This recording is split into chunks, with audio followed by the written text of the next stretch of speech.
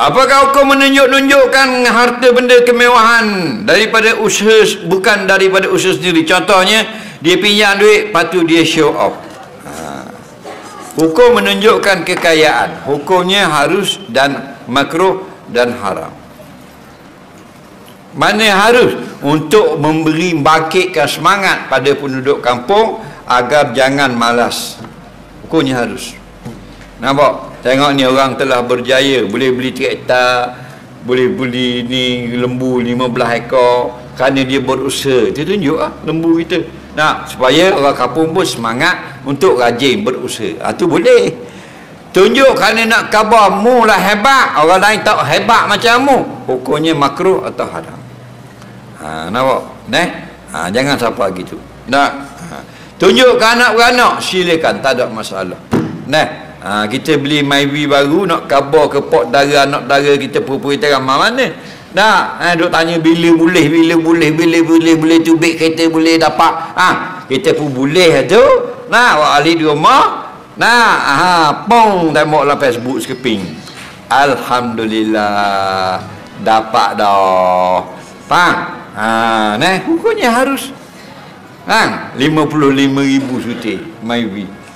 Kenapa? Kerana ramai pok dara dia duduk ngecang, anak dara dia duduk ngomong, nak tengok, nak tahu berita dia. Jangan pula kita pergi masuk situ. Ria. Ni ramai lah ni. Pandai pada tok guru dia. Kawan tu nak kabarkan anak dara dia. Dia beli tali besing baru, dia beli peti sejuk baru, kita pula pergi masuk. Ria. Dia ni orang yang hasad dia panggil. Jangan menuduh orang menunda lagu tu. Yang jenis suka tunjuk piti ke orang tu tak boleh.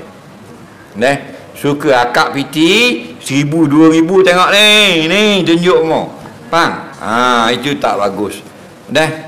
Kerana membahayakan diri sendiri dan pula bukan piti dia. Nampak tak? Orang yang kaya sungguh dia tunjuk piti dia. Tunjuk. Dah tunjuk. Kita hak baru kaya kejap gelepar kali tunjuk orang. Tu.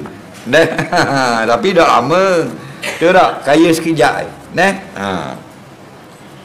Tengok orang kaya-kaya ada dalam Facebook tunjuk gambar piti. Tak tahu. 4 juta 5 juta dalam bank. Kita molek kaya kereta molek pakai Honda. Tidur buat nyamuk pakai lekarang lagi. Rumah. Nampak? Jambang pakai tu lagi. Dia ambil air suku, jiru.